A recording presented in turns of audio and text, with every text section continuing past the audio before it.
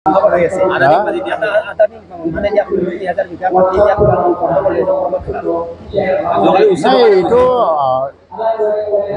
যে আদানীয়ে 30,000 কোটি টকাৰ এটা ইনভেষ্টমেণ্ট আনিব আৰু আজিলৈকে আন্দোলন কিয় হৈছিলে বড়োলেণ্ড অঞ্চলত ইণ্ডাষ্ট্ৰী নাই, ডেভেলপমেণ্ট নাই, চাকৰি নাই।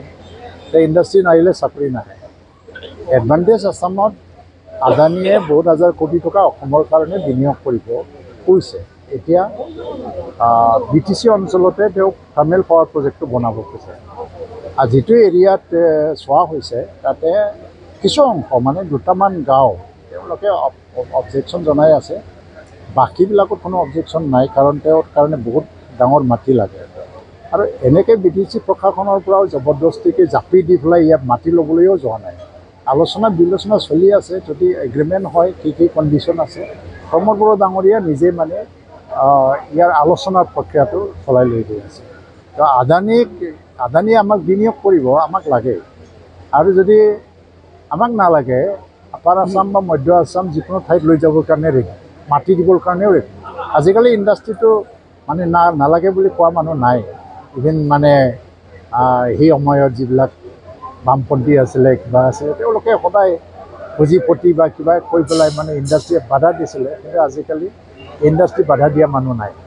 তো আমাৰ BTC অঞ্চলতো ইণ্ডাষ্ট্ৰী বাধা দিয়া মানুহ নাই। কিন্তু দুটামান গাঁও তেওঁলোকৰ মাটি আৰু কিছুমান সম্পত্তিৰ কথা ইয়াত আহি আছে। প্ৰমোদ বড়োৱে এইটো আলোচনা চলাই আছে।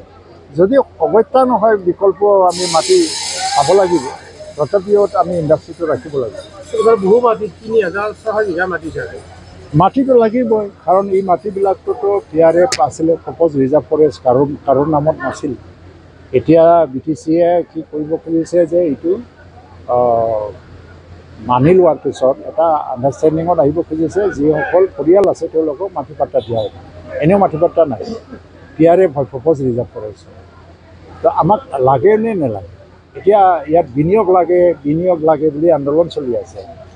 কিন্তু বিনিয়োগ অহাৰ লগে লগে ইয়াত নালাগে বুলি যদি উল্টা আন্দোলন চলে, এতিয়া আমি কোনটো সঁচা বুলি ধৰিব? আজি মানে তাৰ কাৰণে সশস্ত্ৰ সংগ্ৰামৰ জন্ম হ'ল। অসম পিছপৰা ৰাজ্য হৈ থকাৰ কাৰণে সংস্থাপন নাই, আৰ্থিক বিকাশ হোৱা নাই। এতিয়া আমাৰ BTC অঞ্চলতো এইটোৱেই এটা অভিযোগ আছিলে যে ইণ্ডাষ্ট্ৰী আহিলেও আপাৰ আছামত লৈ যায়, BTCত নিদিয়ে। আৰু কিবা অনুষ্ঠান আহিলেও BTCত নিদিয়ে, আপাৰ আছামত লৈ যায়। সেই অভিযোগ লৈয়েতো আন্দোলন চলি আছিলে। কিন্তু আজি এটা ইণ্ডাষ্ট্ৰী আহি আছে, ইয়াত জবৰদস্তিকৈ কাৰো মাটি নলয়। যদি নালাগে আৰু বিকল্প মাটি আমি বিচাৰিম। কিন্তু ইয়াত যদি হ'ব পাৰে তেতিয়া ইণ্ডাষ্ট্ৰীৰ দিশৰ পৰা, আৰু এই মাটিটো মানে দিয়া নহয়, তাৰমানে এইটো 35 বছৰৰ লিজ, আৰু এইটো আদানীক দিয়া নহয়, APDCLক দিয়া হ'ব। BTC তাৰে মালিক হৈয়ে থাকিব, মাটি কাৰো নাযায়। আৰু BTCৰ মাটি BTCৰ হাততে থাকে। 6 শিডিউলত এইবিলাক মাটি দিব নোৱাৰি বুলি অপপ্ৰচাৰ এটা চলাই আছে। 6 শিডিউলত কোনোবা 6 শিডিউলৰ চৰকাৰৰ অনুমতি অবিহনে মাটি ল'ব নোৱাৰে, সেইটোহে আইন। যদি 6 শিডিউলে নিজেই অনুমতি দিয়ে তেতিয়া মাটি দিব পাৰে। এই 6 শিডিউলৰ আইনটো ভুল মানে এটা কিবা কৰি আছে।